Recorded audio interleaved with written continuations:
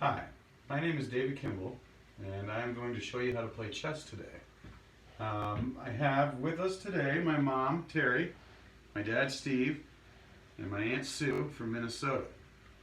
So she's kind of a special guest here with us today, which is kind of nice. But if there's one thing I do love in life, it's a good board game. One that's challenging and kind of makes you think. With chess, I find it's probably the greatest game that I've ever played personally. It really keeps me on my toes and it sharpens your brain up pretty good. So what I'm going to do today is kind of teach you the basics of chess. So we'll kind of go over a few things here, okay? First, you need to know what the players are. I mean, obviously in any board game, you should probably know where things move. So to start, this front row here, these are called your pawns. Now what they're able to do is on your first move and your first move only, you can actually go 2 ahead. You can choose to just go 1 ahead, but you have the option to go 1 or 2 on your first move. Now after this, you're only allowed to go 1 forward at each time. The pawn can only kill in a diagonal motion if another player is on the same color square connected to him at an angle. So that's the pawn. They can actually be pretty effective if you get a lot of them in one place and you have a lot of them backing each other up, kind of forming a V. Now the next player we'll talk about, probably my least favorite, is the rook. Now the rook goes forward or sideways in any direction as long as he is allowed, as long as there's nothing in the way.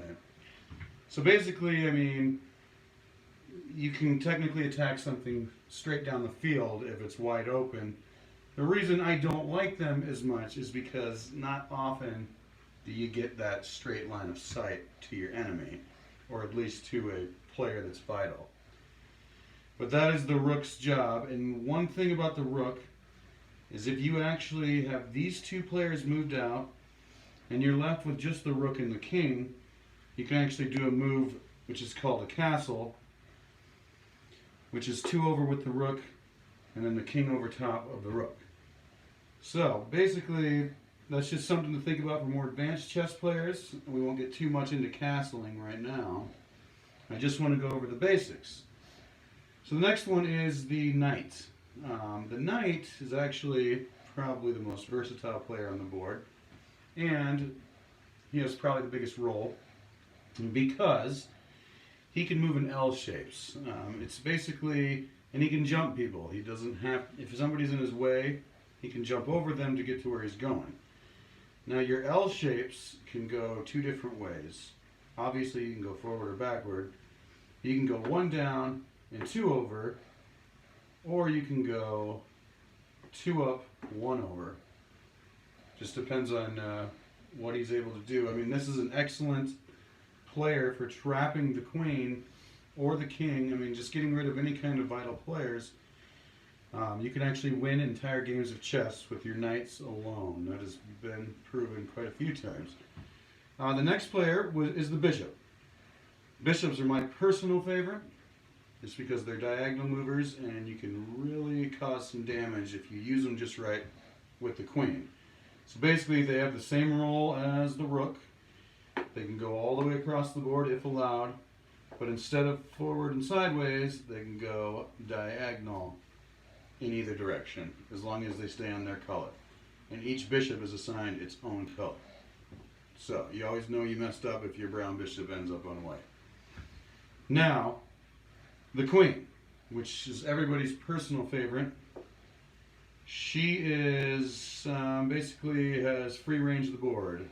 She can't move like the knights, but she's basically bishops and rooks combined. So she can go forward, backward, diagonal, to the side, whatever she wants as long as nothing is standing in her way. So she's very powerful, and if you lose her right away in a game, it's not always a great sign. You might want to work on your chess skills at that point. But either way, this next player is the king, last but not least, I should say. The king, his job is just to basically stay alive. I mean, he can move in any direction, but he can only move one space in any direction. So, I mean, basically what he's able to do is just evade. Get out of the way, basically. And just your main goal is to protect him and also to try and capture the other player's king.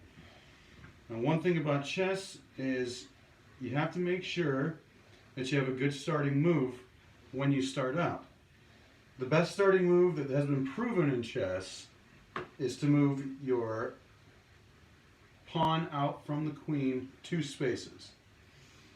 This way you're set up with not only protection from the queen if anybody messes with him, but you kind of hang him out here for bait so that you can bring the queen out, because not a lot of people will look to the back row.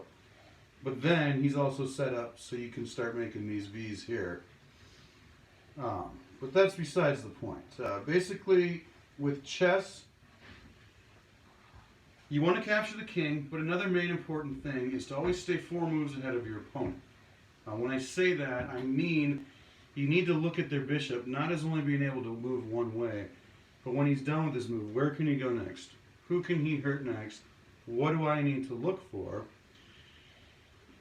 And also, just never get too cocky. I mean, when you're in the lead and you're really beating somebody, don't underestimate them, because sometimes people are just leading you into a trap and they've got a clever way of taking you down.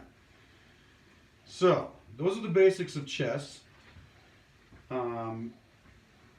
I myself have been playing for about 20 years. So, I mean, my dad actually taught me to play. He was actually the reason I got into it, because I wanted to beat him so bad, so I got good at it. And I just kind of grew a love for it ever since. My personal take on the game is that it is a seriously excellent game. I suggest anybody who's into board games or mind games of any kind to give this a try. I guarantee it won't disappoint. Chess has been around for thousands of years, so I mean, something about it keeps it around. So anybody who's watching this, I invite you to try some chess. Maybe try and look me up online sometime to play me personally. Alright, well, this is David Kimbell. That is the end of my speech.